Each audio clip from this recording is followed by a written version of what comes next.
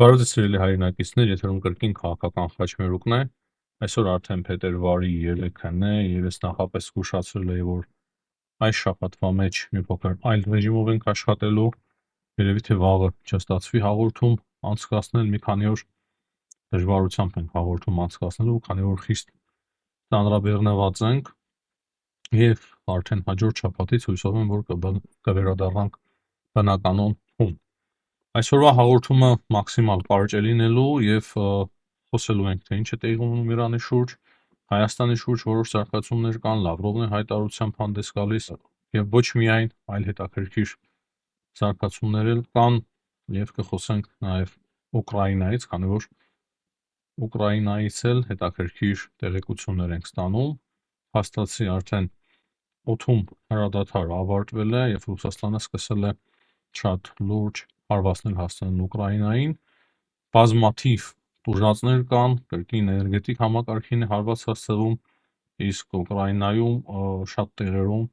-20-ից ավել է։ Ահա այս թեմաները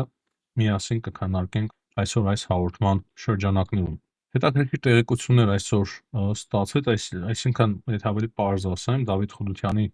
հայտարարություններից պարզ է դառնում, որ Հայաստանը դեռևս նոր ատոմակայան կառուցելու գործում այդքան էլ չի կողմնորոշվել։ Նա ասում է, որ որոշել ենք ատոմակայանի տիպը, որպեսզի լինի մոդուլային, այս պայմանությամբ գիտենք, որ այդ հարցում բավականին առաջընթաց ունի Ամերիկայի Միացյալ Նահանգները, բայց այստեղ էլ ամեն ինչ այդքան միանշանակ չէ։ Նա ասում է, որ դեռևս որոշումը չի կայացվել, Ռուսաստանի Դաշնությունն է զբաղվելու դրա շինարարությամբ, Ամերիկայի Միացյալ Նահանգները, Կորեան, Չինաստանը թե Ֆրանսիան։ Եվ սա շատ վատ հայտարարություն է իմ պատկերացմամբ, քանի որ օրեր առաջ մենք տեսանք Դոնալդ Թրամփի հայտարարությունը, որ Վենսի այցի ժամանակ կոնկրետ ատոմակայան կառուցելու վերաբերյալ հարց է քննարկվելու, պայմանավորվածություններ են ձեռք բերվել եւ փաստաթղթեր են ստորագրվելու։ Ահա այս հայտարարությունը մի փոքր հակասության մեջ է մտնում Դոնալդ Թրամփի կողմից արված հայտարարության հետ, բայց առաջ չընկնենք եւ սպասենք այս մի քանի օրը Վենսի, Ամերիկայի Միացյալ Նահանգների փոխնախագահ Ջեյ Դի Վենսի այցը կկայանա եւ այդտեղից մենք կհասկանանք, թե իրականում ինչ է տեղի ունենում այս ամենի շուրջ։ Լավրովն էլ է հայտարարությամբ հանդես եկել Հայաստանի մասով եւ այս հայտարարությունը ես գնահատում եմ շարունակությունը Սոլովյովի, Դուգինի, կրկին Լավրովի, Զախարովի եւ հիմա այս նոր կրկին Լավրովի հայտարարության, որով որ փաստացի ուշադրությունը կրկին սևեռում է Հարավային Կովկասի վրա։ Նա ասել է, որ վստահ ենք, որ Հարավային Կովկասի երկրները, այդ թվում Հայաստանը, հասկանում են, որ Բրյուսել եւ Վաշինգտոնի ենթադրաբար բարի մտադրությունների հետևում թաքնված են սառը հաշվարկներ, նրանց համար այս տարածաշրջանը, որի հետ Ռուսաստանի Դաշնությունը պատմականորեն անբաժանելիորեն կապված է, ոչ այնքան ինչ է, կամ պոտենցիալ ցավոտ կետ, որի վրա սեղմելով նրանք կարող են ցավեցնել Ռուսաստանի Դաշնությանը։ Այսպիսի հայտարարություն է արել Սերգեյ Լավրովը, եւ ինչ ենք մենք հասկանում այդ հայտարարությունից, փաստացի նա Հայաստանի մասին էլ է խոսել է Ռուսաստան-Հայաստան կապերի մասին եւ ակնարկել, որ դրանք եւս վտանգված են այդ ամենի պատճառով։ Այսինքն Բրյուսելը եւ Վաշինգտոնը ըստ իրա ուզում են վնասել Ռուսաստանի ներկայությանը Հարավային Կովկասում եւ դրանով ցավացնել ու վնաս հասցնել Ռուսաստանին։ Սա թաքնված ագրեսիա պարունակող հայտարարություն է եւ բաց Լավրովը ասում է, որ մենք չենք հրաժարվում Հարավային Կովկասից եւ կձեռնարկենք ամեն ինչ, որպեսզի Հայաստանը եւ Հարավային Կովկասի մնացած երկրները չխորացնեն իրենց հարաբերությունները Արևմուտքի հետ։ Կրկնեմ, այս հայտարարությունը շատ նման է իր մտքով, շատ նման է, փոքր ավելի մեղմ է, քան Դուգինների, Սալավյովների հայտարարությունը, բայց շատ նման է մտքով իրերությամբ այդ անձանց հայտարարությունների հետ, որից որ մենք հստակ եզրահանգման ենք գալիս, որ Ռուսաստանի Դաշնությունը շատ վատ ծրագրեր ունի Հարավային Կովկասի հետ կապված, դրա համար մենք պետք է շատ լուրջ վերաբերվենք եւ անենք ամեն ինչ, որպեսզի կարողանանք ամրացնել մեր անկախությունը այդ գալող սպառնալիքների առջև։ Հայաստանից էլի կարևոր տեղեկություններ կան, Եվրոպայից կարևոր պատվիրակություն կար, բայց ամենակարևոր պատվիրակությունը կարծում եմ Հայաստանը ժամանել Հնդկաստանից, Հնդկաստանի զինված ուժերի պաշտպանության շտաբի պետը, որը որ տարբեր հանդիպումներ արդեն Հայաստանում անցկացրել, նաև պաշտպանության նախարարությունում է հանդիպում անցկացրել, ինչպես նաև քիչ առաջ հանդիպել է նաև Հայաստանի վարչապետ Նիկոլ Փաշինյանի հետ։ Հնդկաստանի հետ շատ լավ է, որ Հայաստանը խորացնում է հարաբերությունները, դա եւս նոր չէ, բայց այս մի քանի տարիների ընթացքում պարզ է, որ մենք շատ դեռևս անելիք ունենք, որպեսզի ավելի խորացնենք Հնդկաստանի հետ մեր հարաբերությունները, հատկապես ռազմական ոլորտում, ռազմատեխնիկական համագործակցությամբ։ Գիտենք, որ շատ կարևոր զինատեսակներ են հիմա գալիս Հնդկաստանից։ Հնդկաստանի զենքը միանշանակ ավելի որակյալ է, քան ռուսականը։ Ճիշտ է, չի կարող հասնել արևմտյան զենքերին, բայց որոշ օրինակներ, օրինակի համար իրենք կառուցում են հենց արևմտյան օրինակներով, արևմտյան նախագծերով։ Եվ դրա համար չափազանց կարևոր է Հնդկաստանի հետ մեր հարաբերությունների խորացումը։ Այդտեղ էլ նոր ոչինչ չկա, նորը այն է, որ ավելի ու ավելի օրեցօր բարձր մակարդակի են հասցվում Հայաստանի եւ Հնդկաստանի միջև ռազմատնտեսական հարաբերությունները եւ կապերը։ Կարծում եմ հնարավոր է նաեւ նոր պայմանավորվածություններ ձեռք բերվեն ավելի խորը ռազմատեխնիկական համագործակցության համար։ Հիմա մի քանի բառով անդրադառնանք, թե ինչ կա Իրանի շուրջ։ Իրանի հոգևոր առաջնորդի հայտարարությունը Ամերիկայի Միացյալ Նահանգների վերաբերյալ այն է, որ Ամերիկայի Միացյալ Նահանգները ոչ թե մարդու իրավունքներով է շահագրգռված եւ դրա համար ուզում է պատերազմել Իրանի դեմ, այլ նրանց միշտ էլ հետաքրքրել է նավթը եւ գազը։ Դա է փաստացի ասում Հոմեյնին, իսկ նույն ժամանակ Իրանի նախագահ Փեզեշքյանը հրահանգել է բանակցություններ սկսել Ամերիկայի Միացյալ Նահանգների հետ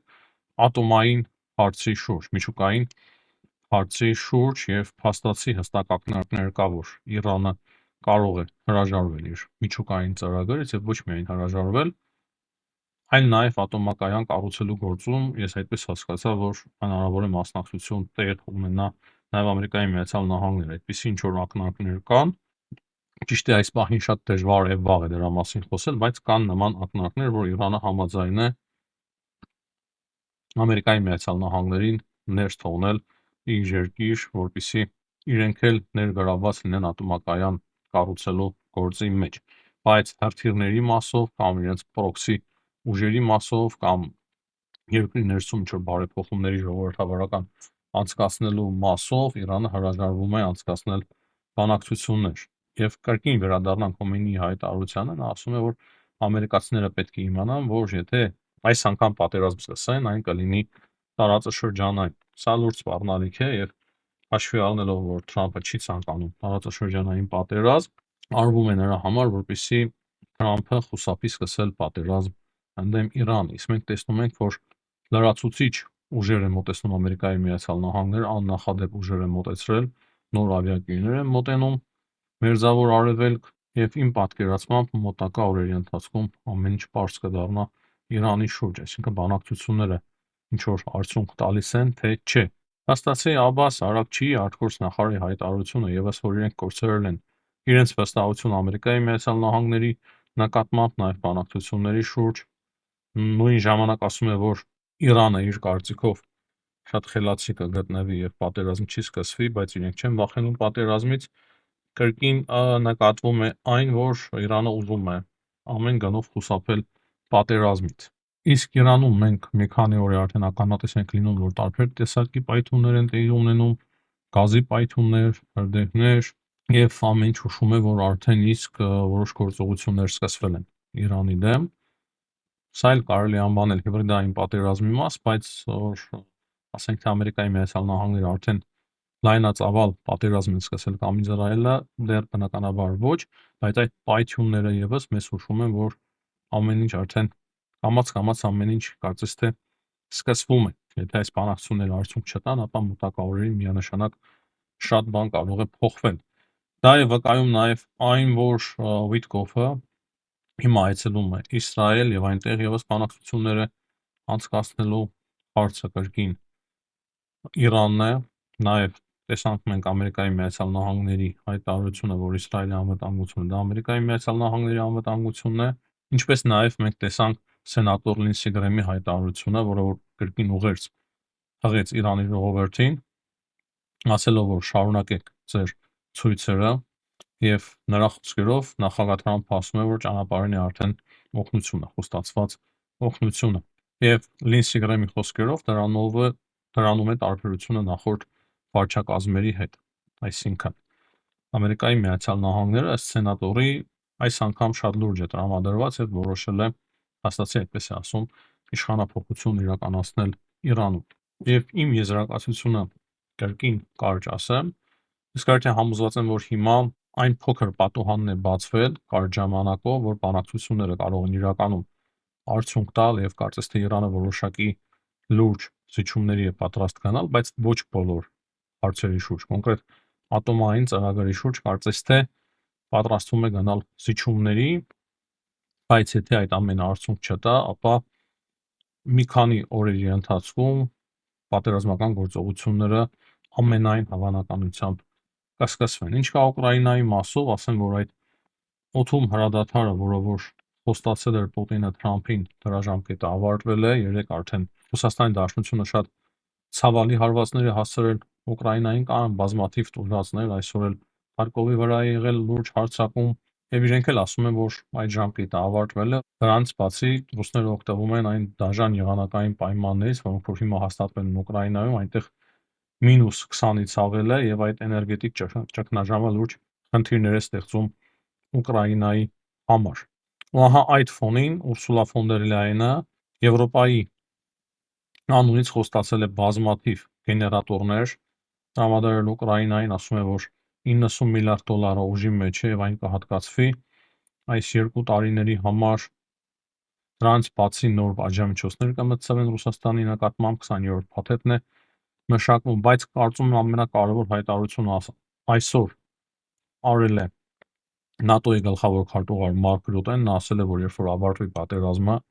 ՆԱՏՕ-ի երկրները ինքնաթիռներով եւ այլ տեսակի զինտեխնիկայով կաջակցեն Ուկրաինային, նաեւ ծովում կաջակցեն Ուկրաինային։ Ռյուտեի խոսքերով դաշինքը կշարունակի աջակցել Ուկրաինային, միաժամանակ պահպանելով Ռուսաստանի վրա ճնշումը։ Այսինքն լուրջ ծրագրեր ունի ՆԱՏՕ-ն եւ ՆԱՏՕ-ի երկրները Ուկրաինայի հետ կապված եւ ավելի մեծ քանակությամբ զենք են պատրաստվում մատակարարել, երբ որ արդեն խաղաղության պայմանագիրը հաստատվի։ Թրամփն էլ է խոսում, որ շատ մոտ են արդեն խաղաղությանը, կամ բազմաթիվ պայմանավորվածություններ, հիմա նաեւ նոր հանդիպումներ են նախատեսված 4-ից 5 Ամերիկայի Միացյալ Նահանգների, Ուկրաինայի եւ Ռուսաստանի Դաշնության միջեւ, տեսնենք թե այդ ամենը ինչ է տալու։ Գրենլանդիայի մասով էլ այսօր կա հայտարարություն Ռուսաստանի փոխարտգործնախարար Ռյաբկովի կողմից, որ եթե Ամերիկայի Միացյալ Նահանգները այնտեղ լուրջ գործողություններ ծավալեն, ռազմական ուժեր կենտրոնացնեն, ապա Ռուսաստանի Դաշնությունը միջոցներ կձեռնարկի։ Ունենք նաեւ Մեդվեդևի հայտարարությունը, որ ատոմային զենքը շատ սարսափելի զենք է, բայց Ռուսաստանը շատ լուրջ է տրամադրված, եթե հարկ լինի իր պաշտպանության համար, այն կկիրառի։ Այս ամենը մեզ հուշում է, որ Ռուսաստանի Դաշնությունը բավականին լուրջ մտահոգված է Տրամփի գործողություններից, նաեւ Գրենլանդիայում, ինչպես նաեւ Ուկրաինայում եւ Իրանում, դրա համար Մեդվեդևն էլ այսպիսի հայտարարություն է անում։ Փորձեցի շատ կարճ հաղորդում ունենալ այսօր, սիրելի հայրենակիցներ, կրկին հիշեցնեմ, որ մի քանի օրերի ընթացքում ավելի սահմանափակ ռեժիմով ենք աշխատելու, ինչից հետո արդեն հաջորդ շաբաթ կվերադառնանք բնականոն հուն։ Հաջողություն եմ մաղթում բոլորին, ցտեսություն, կհանդիպենք։